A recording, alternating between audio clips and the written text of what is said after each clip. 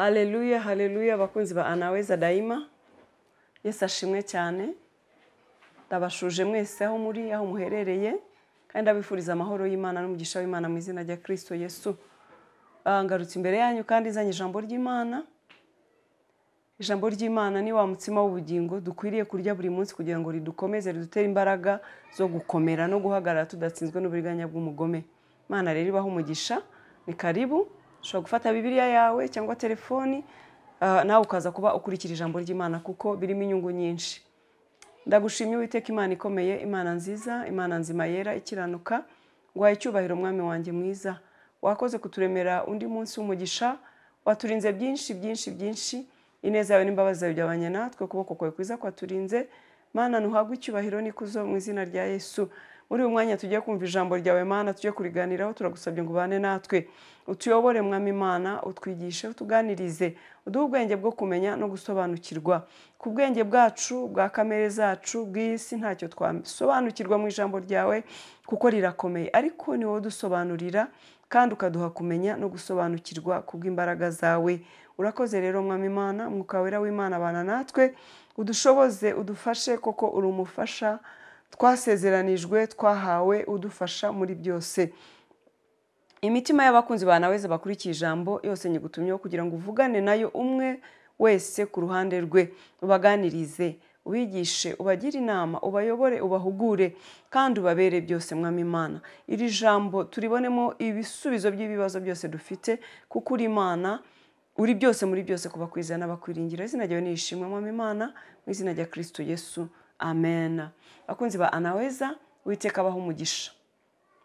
Ushobora gufata Bibiliya yawe muri uyu mwanya tugiye kuganira ku ijambo ry'Imana, tukagendana dusoma ijambo ry'Imana dukurikira.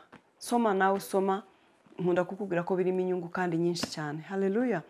Uyu munsi tugiye kuganira ku ijambo ry'Imana rivuga ngo ibitangaza biracyakoreka. Yesu ashimwe cyane. Ibitangaza na bugingo n'ubu bya bindi byakorekaga n'ubu biracyakoreka. Haleluya. Tangaza by'Imana, kubizera Imana biracyakoreka. Imana iracyakiza abarwayi, Imana iracyabohora imbohe, Imana iracyarengera abarengana, Imana iracyahoza abarira, Imana iracyagaburira abashonje. Ibitangaza by'Imana biracyakoreka, ntabwo Imana yahindutse, ntabwo yaretse gukora. Ibitangaza biracyakoreka. Birashoboka ko ibihurimo bikomeye, bibabaje, bigoye, ukaba wumva ko ese Imana kongera numva bavuga ngo ikora ibitangaza, kongera numva bavuga ngo Imana iratabara, kongera numva bavuga ngo Imana igaburira abashonje, kongera numva bavuga ngo Imana ikiza indwara, none indwara zikaba zinzengereje. Iyo Mana ngewe yarandetse? Hoya, ntabwo yakuretse. Ahubwo izera ijambo ryayo umenye ko ibitangaza bigikoreka. Yesu ashimwe cyane. Igihe cy'Imana iyo kigeze, igihe cy'Imana iyo gisohoye cyo gutabara umuntu iramutabara. Igihe cyo gutabarirwamo uratabarwa, uzatabarwa, ubona ineza y'Imana. Igihe cyo gusubirizwamo uzasubizwa utungurwe n'ineza y'Imana kuko ibitangaza biracyakoreka. Niba bitarakoreka, niba hari ibyo urira ngo Imana igukorera ikaba itarabikora, birashoboka ko hari iki kikwigisha, birashoboka ko hari iki gishaka kumenya, birashoboka ko igihumura amaso yawe ngo ubanze umenye. Hari ibyo Imana igireka mu buzima bwacu kuko hari ibyo iba itwigisha, kuko hari ibyo ibishaka ko tumenya. Ariko igihe cy'Imana iyo gisohoye, iyo imaze kukwigisha ibyo yashakaga, iyo imaze kumenya, kubona ko umenya ibyo yashakaga kumenya, iragutabara, ikagukura muri ibyo wari urimo kubera yuko icyo yashakaga kumenya ukimenye. Rero nagira ngo mbwire ngo ibitangaza by'Imana ntabwo byahagaze, biracyakoreka, iracyakora na bugingo n'ubu.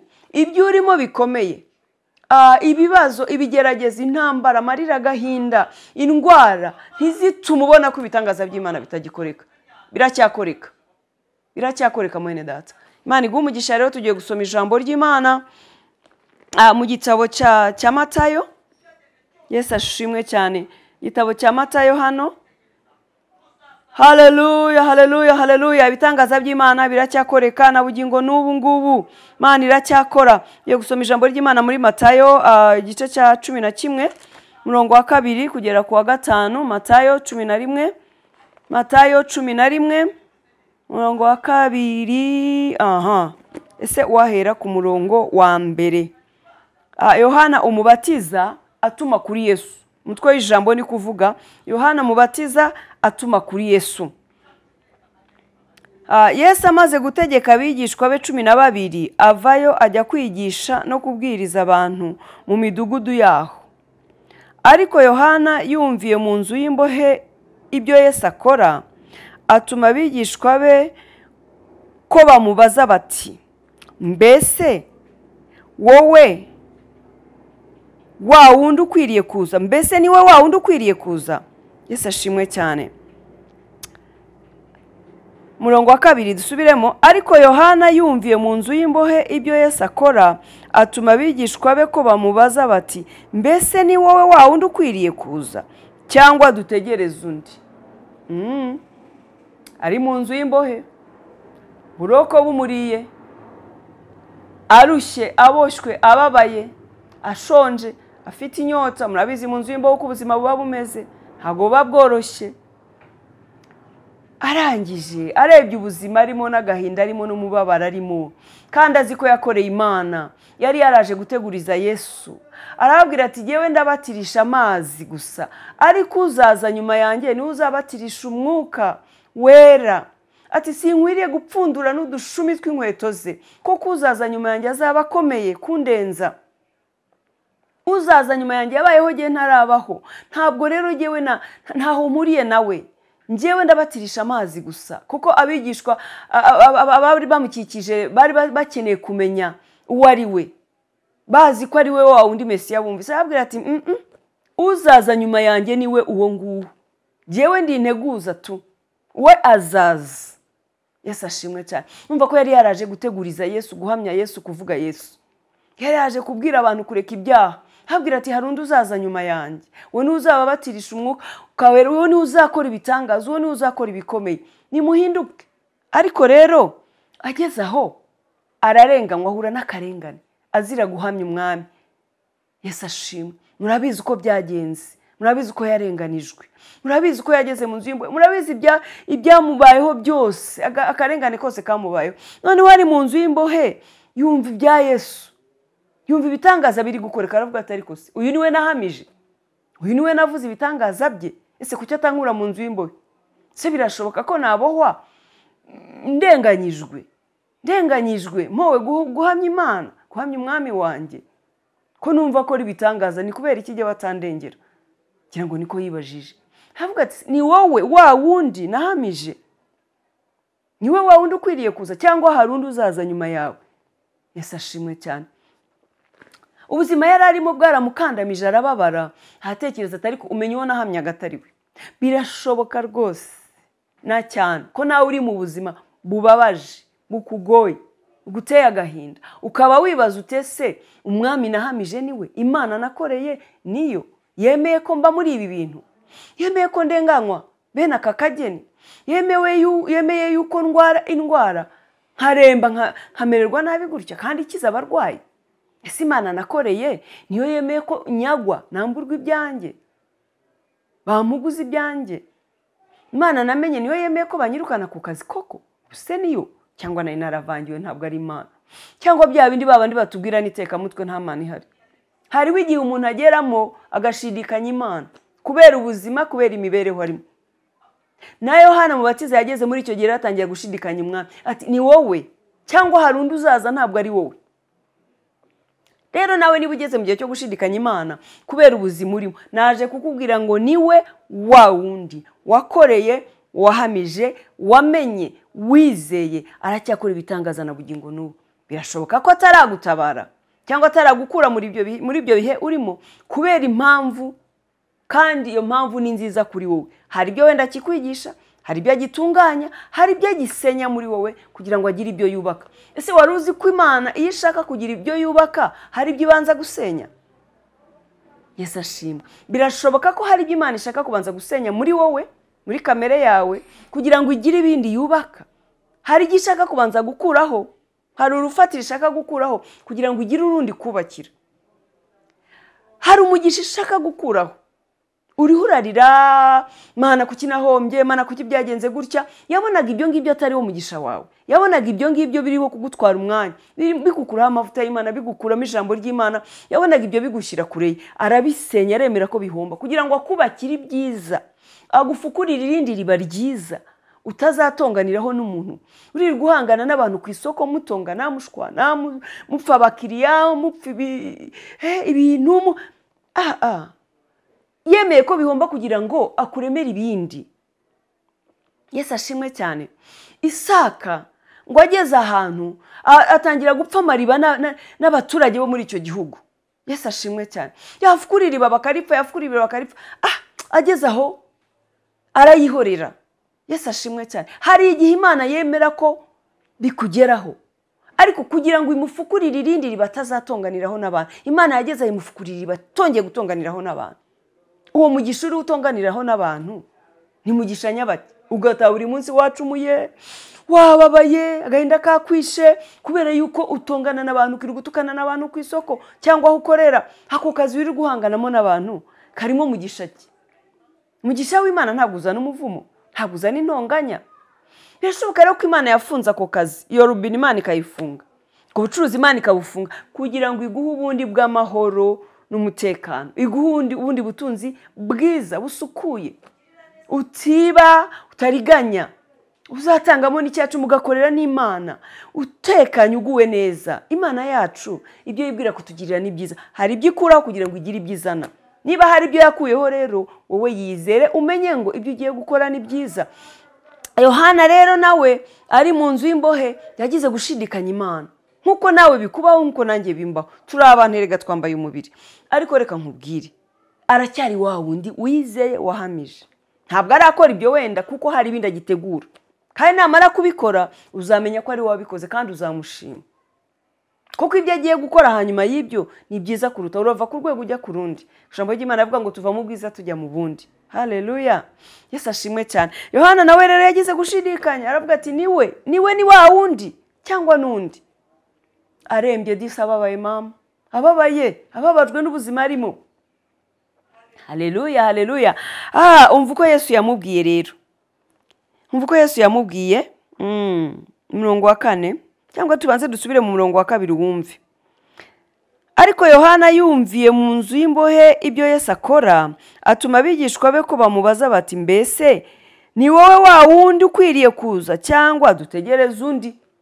Mana we, tutegereze undi? Ese ntegereze undi? Hari undi uzaza akantabara, hari undi uzaza akandengera, cyangwa n'uyu? Hari igihe umuntu agira ngo yaravangiwe, akubiswe, ajungujwe n'ikigeragezo, ariko niwe wa wundi. Naje kuvuga ngo niwe wa wundi wahamije, niwe wa wundi wizeye, ntabwo yahindutse, niwe wa wundi ntiyahindutse. Haleluya. Umurongo wa 4 rero umva uko Yesu yavuze.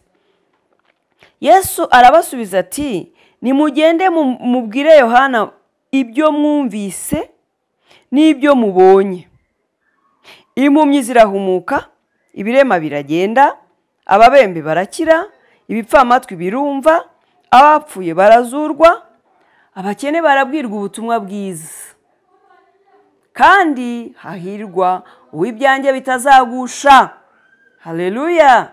Mugende mumubwire ibyo mwabonye, mumubwire ibyo mwumvise, mumubwire ko impumyi zihumuka, ibipfamatwi byumva, mumubwire ko ibirema bigenda, mumubwire yuko abakene babwirwa ubutumwa bwiza, mumubwire ko abapfuye bazurwa. Nimugende mumuhamirize imirimo n'ibitangaza mubona, mumubwire ibyo mwabonye. Ntago yigeze amusubiza ngo amubwire ngo nimugende mumubwire ngo ninge wa wundi.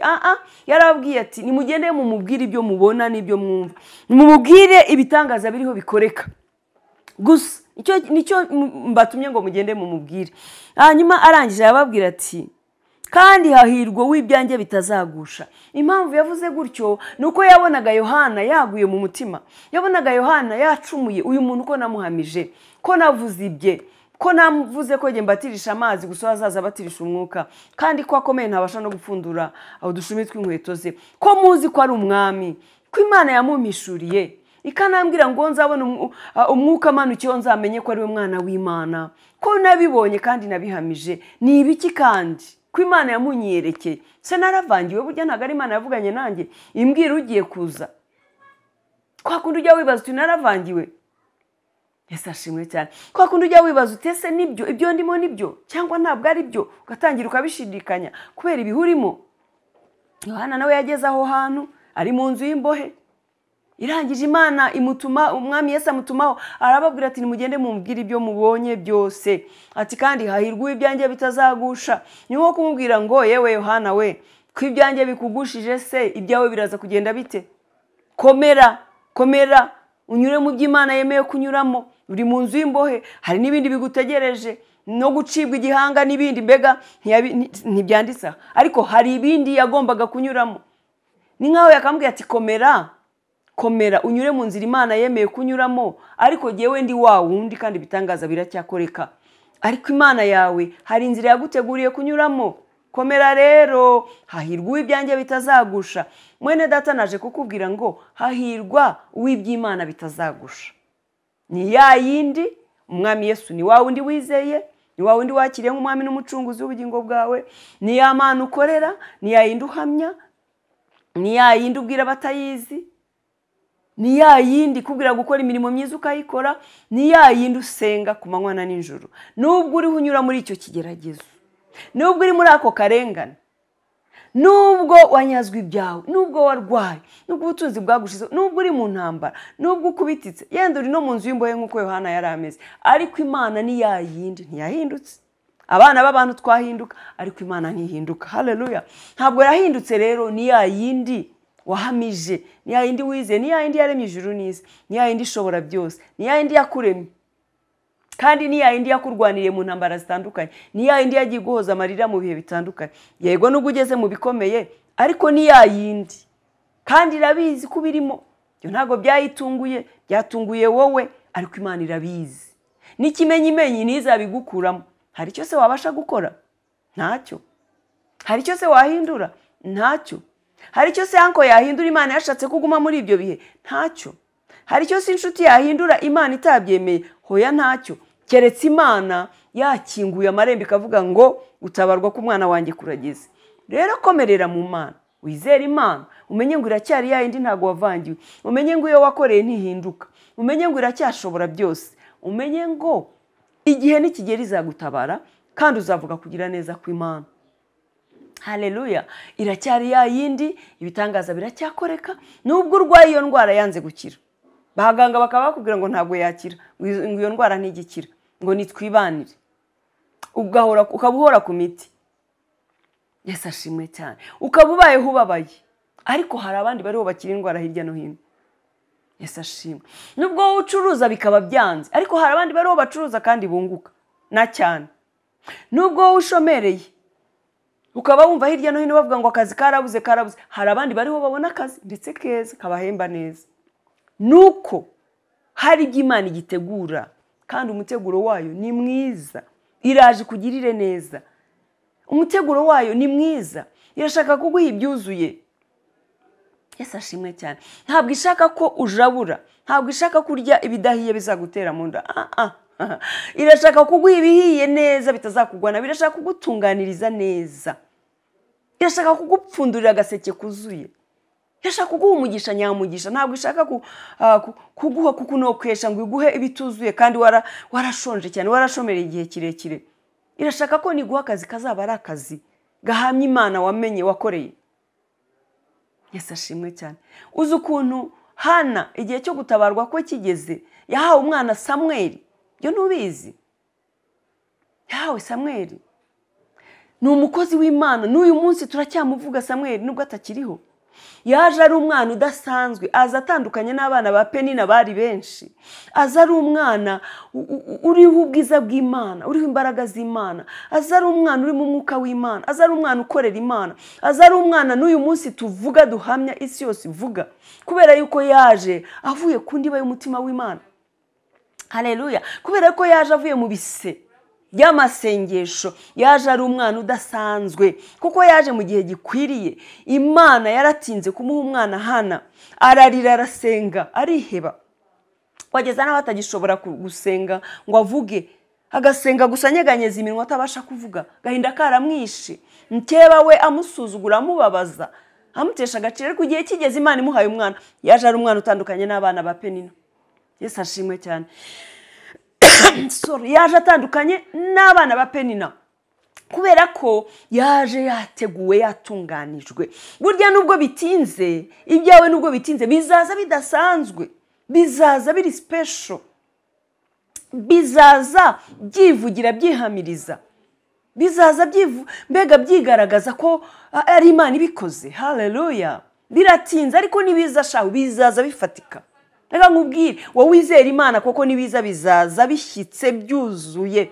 Urugero rutsindagiye rucugushije nubwo Imana izaguha igihe cyayo nikigera. Wowe izera Imana, utegereza Imana, ukorera Imana, utiganyira, udasubira inyuma, wizeye ko igihe cy'Imana nikigera iza gukora ibikomeye. Haleluya.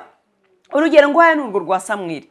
Samweli yaraje aza ari umwe, ariko azavunje abana ba Penina inshuro nyinshi. Rero Imana niguha akazi, izaguha akazi karuta ako wakoze imyaka 5, 6, 10, kubera yuko irimo iragatunganya, irimo iragutunganiriza, irimo iragutunganiriza, irimo irabishyira ku murongo, irimo irabigwiza imigisha yawe.